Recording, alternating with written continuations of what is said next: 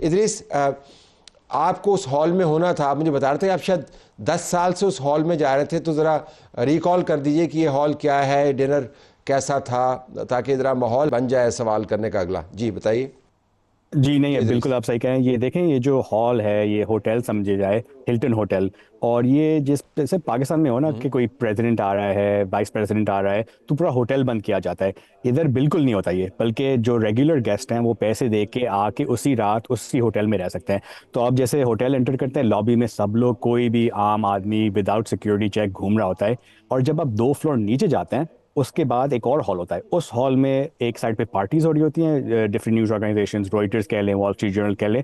और फिर अगर आप दाएं हाथ पे देखें तो फिर सिक्योरिटी चेक शुरू होती है, जहां आप एंट्री लेते हैं एक्चुअल जो बॉल रूम है, जहां ये डिनर होता है। तो आप काफ़ी हद तक आप जा सकते हैं इस इंस्टेंस में गन के साथ, without any security checks. I think ये काफ़ी एक आई थिंक अनोखी चीज़ है इस होटल में। और आई थिंक क्वेश्चन अब सवाल पूछे जा रहे हैं कि इतना बड़े होटल को पहली बार बंद क्यों नहीं किया गया, और उनने जो सिक्योरिटी सेट पॉइंट है वो शुरू में क्यों नहीं लगाए, इतने आगे जाके क्यों लगाए। आप 9 साल से जा रहे हैं, 10वें साल भी आप जाते, अगर आप पाकिस्तान से ना ट्रैवल कर रहे होते, तो इससे पहले के जो सिक्योरिटी अरेंजमेंट्स होते हैं, अगर सदूर वहाँ पर कभी मौजूद हुए, तो उनमें और इन सिक्योरिटी अरेंजमेंट्स में आपको फ़र्क नज़र आया? देखिए, एक चीज़ इंपॉर्टेंट है कि जो ये कॉरस्पॉन्डेंस डिनर है उनकी सिक्योरिटी 10 साल से जो मैं जा रहा हूँ ये सेम ही रही है। मगर एक चीज़ बदली है। आप देखें, प्रेसिडेंट ट्रंप पे ज़िंदगी पे अब जो 2 अटैक हो चुके हैं, तो मेरे ख्याल से अगर मैं देख रहा हूँ, मैं समझूं कि चले 2 अटैक हुए हैं, शायद सिक्योरिटी और टाइटन हुई, मगर टाइटन बिल्कुल नहीं हुई। और ये मेरे लिए एक बड़ी अनोखी बात है कि अटैक होने के बाद, बावजूद इतने थ्रेट होने के बावजूद, फिर भी उनने सिक्योरिटी नहीं बढ़ाई। तो मेरे ख्याल से मैं और मेरे दोस्त यही बात कर रहे थे कि अगर हम लोग होते इधर और हम लोग सिक्योरिटी के चार्ज में होते, तो हम लोग मेरे ख्याल से सोचते कि देखो, थ्रेट हाई है, अलर्ट हाई है, मे बी सिक्योरिटी ज़्यादा बढ़ानी चाहिए थी। और ये भी एक चीज़ याद रखने की ज़रूरत है कि सिर्फ प्रेसिडेंट ट्रंप नहीं थे, वाइस प्रेसिडेंट जेडी वैंस भी थे, और प्रेसिडेंट ट्रंप की पूरी कैबिनेट उधर थी। तो मतलब आप देखें, जो भी इंडिविजुअल्स गवर्नमेंट को चलाने के लिए थे, वो सब एक खट्टे एक कमरे में थे, और फिर भी सिक्योरिटी ऐसी थी। और जिसने सिक्योरिटी मुहैया करनी थी, कैश पटेल, वो भी उधर ही था। वो भी उधर ही था। आप डिफेंस सेक्रेटरी देख लें जो ईरान में जंग चला रहे, वो भी उधर ही थे। अटॉर्नी जनरल, जस्टिस डिपार्टमेंट के, वो भी इधर थे। और माइक जॉनसन जो स्पीकर ऑफ द हाउस, जो थर्ड इन लाइन कहते हैं ना सक्सेशन, वो भी उधर ही थे। तो मतलब बड़ी अनोखी चीज़ अगर आप सोचें। तो ये कौन बंदा था जिसने ये हरकत की? इसके बारे में क्या पता चला? इसके नज़रियात क्या थे? कौन है ये? देखें, ये कोल टॉमस एलन 30 साल का है, कैलिफोर्निया से है, और ये काफ़ी पढ़ा लिखा है। इसने अपना अंडर ग्रेजुएट भी किया है कैलिफोर्निया यूनिवर्सिटी से, और कैलटेक से अपना हायर एजुकेशन किया है। तो ये कोई ऐसा कोई रैंडम सा बंदा नहीं था, इसने काफ़ी सोच समझ के ये किया था। और जो हमें जो इत्तला मिली है और जो मीडिया रिपोर्ट्स है कि इसने अपना एक मैनिफेस्टो भी लिखा था। और इसका जो मैनिफेस्टो था, इसने अपने भाई बहन और पेरेंट्स को 10 मिनट अटैक से पहले भेजा। और उस मैनिफेस्टो में ये कहता था कि ये जो ट्रंप एडमिनिस्ट्रेशन है, ये जो कर रहा है, ये बहुत ही ख़राब है, और इसलिए मैं ये अटैक करने जा रहा हूँ।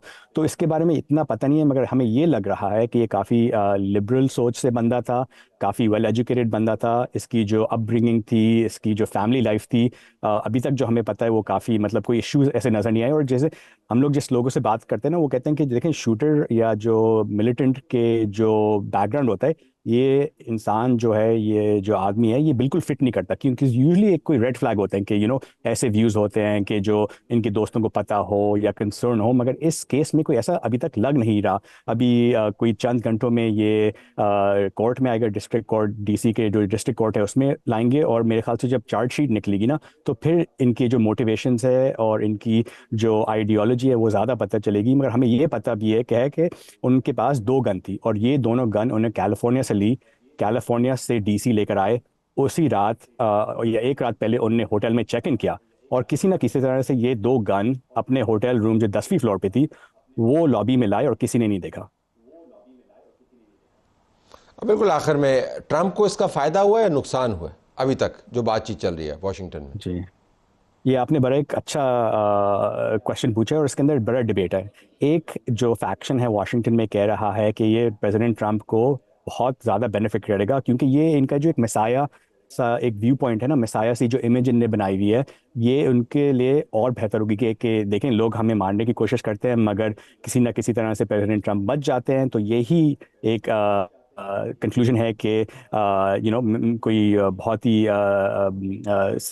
बिब्लिकल वजह से ये बचते रहते हैं। एक और ये सोच है कि देखें पॉलिटिकली स्पीकिंग प्रेसिडेंट ट्रंप के खिलाफ 2 अटैक हुए हैं, वो दोनों अटैक बचे हैं, और तीसरी बार ये जो शूटर है वो इतने पास नहीं आया था। तो मेरे ख्याल से ये जो दूसरा फैक्शन है ये कह रहा है कि क्योंकि ये शूटर पास नहीं आया, क्योंकि ये डिनर में था जहाँ सहाफ़ी थे, इनके लिए इतनी शायद सिंपैथी नहीं हो इस टाइम। तो अब ये आई थिंक मेरे ख्याल से नवंबर में ही पता चलेगा कि इनकी जो पोल रेटिंग्स है ये शूटिंग की वजह से बढ़ेंगी या वैसी ही रहेंगी। अब पता नहीं नवंबर तक ये गोलियों की गूंज बरकरार रहती है नहीं रहती है। आपका बहुत शुक्रिया, आपने हमें ज्वाइन किया। स्टूडियो में आ जाते हैं जी। डोनाल्ड ट्रंप से मुतल्लिक हमारे पास भी बड़ी मवाद है बात करने को। ज़रा हम पूछ लेते हैं साफ़ी जो बड़े करीब से इसको कवर करते रहे हैं तमाम इस्लामाबाद टॉक्स को, और इन्स एंड आउट्स और हाईज एंड लोज। तो बाकर क्विकली पाकिस्तान ने क्या लिया इस सारे मामले से? पाकिस्तान ने जो मेरे ख्याल में एक at the cost of reputation ये कहना चाहिए कि पाकिस्तान पहले एक सिक्योरिटी प्रोवाइडर के तौर पे देखा जाता था ना। जहाँ भी जाते थे काउंटर टेररिज्म कोऑपरेशन, चाहे यूनाइटेड स्टेट्स हो, चाहे सऊदी अरेबिया, जो हमारे मेन पार्टनर्स हैं। जब आप चाइना के साथ भी बात करते थे तो डिफेंस की उस एंगल से करते थे। Now you are being presented as a regional stabiliser, तो that is the main net gain for Pakistan in this whole scenario.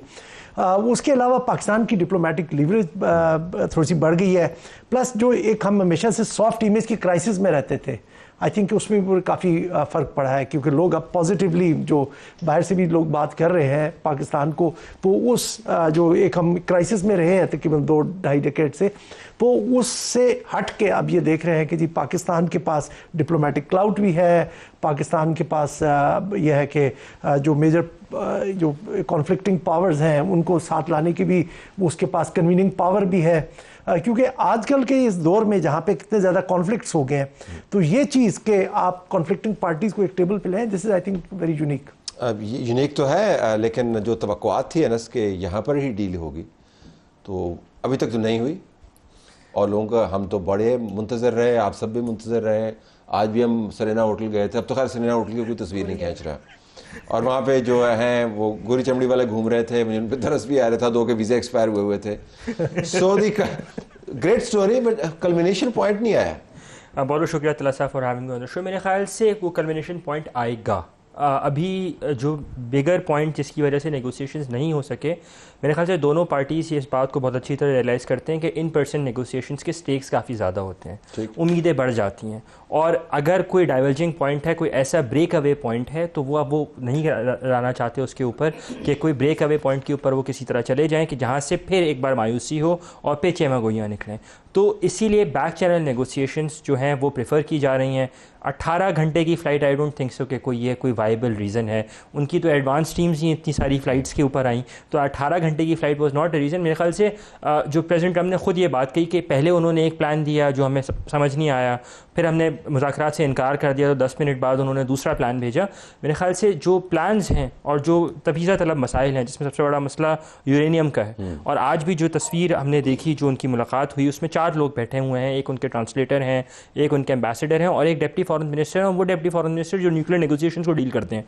तो मेरे ख्याल से यूरेनियम वाला जो मसला है, उसकी मूव का, उसको कैसे लेके चलना है, कहाँ जाएगी भी तो कहाँ जाएगी, कैसे जाएगी, बैक चैनल कम्युनिकेशन चलते रहेंगे।